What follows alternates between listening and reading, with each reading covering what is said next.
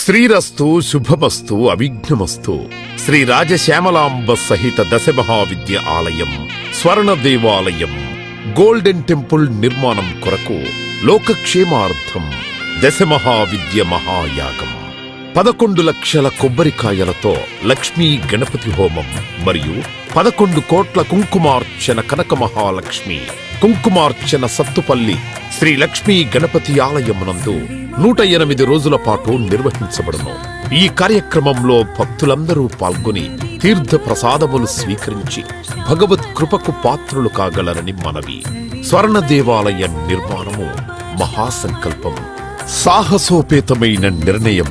ఇది అమ్మ నిర్ణయం, ఇది దైవ సంకల్పం, భక్తుల శిష్యకోటి సంకల్పం. ఈ మహాసంకల్పం నెరవేరడానికి 999 యజ్ఞములను పూర్తి చేసుకుని సహస్ర యాగములో అడుగు పెడుతోన్న వేళ ఈ మహోత్సవమైన కార్యక్రమానికి స్వర్ణాలయ నిర్మాణానికి శ్రీకారం చుట్టిందే శ్రీదేవి శ్రీ విద్యాపీఠం. గణపతి శరణాగతి అంటూ దైవాన్ని స్మరిస్తూ ఈ కార్యక్రమాన్ని రూపురేఖలు తీర్చిదిద్దడానికి భక్తులు ఈ యజ్ఞాన్ని నిర్వహిస్తున్నారు.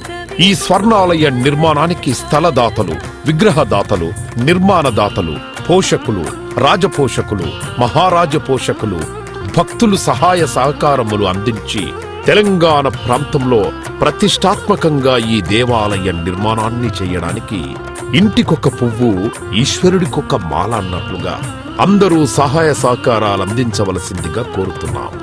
ఈ ఆలయ నిర్మాణం వల్ల దశమహావిద్య ఆలయములు స్వర్ణాలయము మన తెలుగు ప్రాంతంలో యావత్ ప్రపంచంలో మొట్టమొదటి ఆలయముగా చరిత్రలో సువర్ణాక్షరాలతో లిఖించబడే సువర్ణ అవకాశమిది.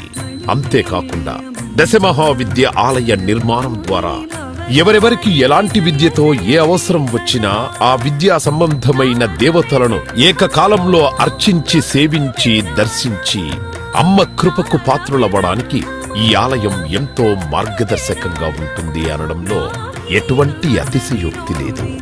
అలాగే ఎలాంటి ఆర్థిక సమస్యలైనా ఎటువంటి సమస్యలైనా పరిష్కారమవుతాయి అమ్మ కృప వల్ల.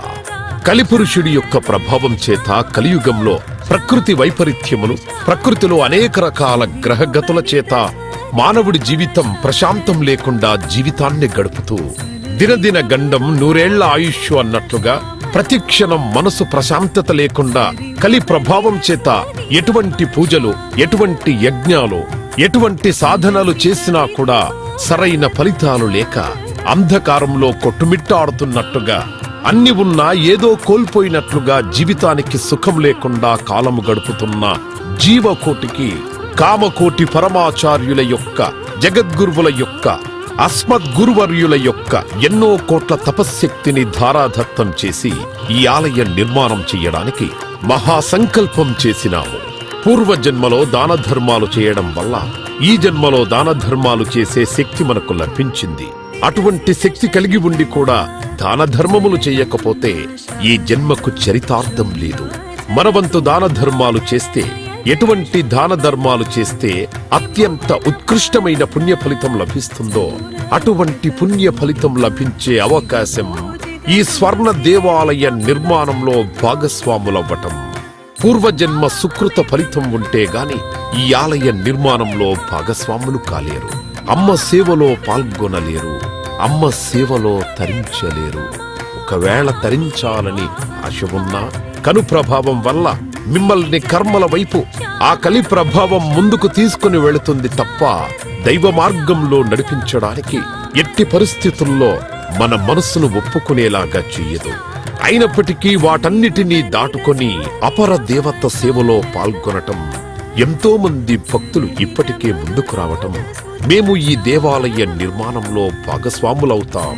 శ్రీ రాజశ్యామల సహిత దశమహావిద్యా స్వర్ణాలయం నిర్మాణ మహాసంకల్పం శ్రీదేవి శ్రీ విద్యాపీఠం శ్రీ లక్ష్మీ గణపతి ఆలయం సత్తుపల్లి కంచి కామకోటి పీఠ సంప్రదాయం 9948897652 72777722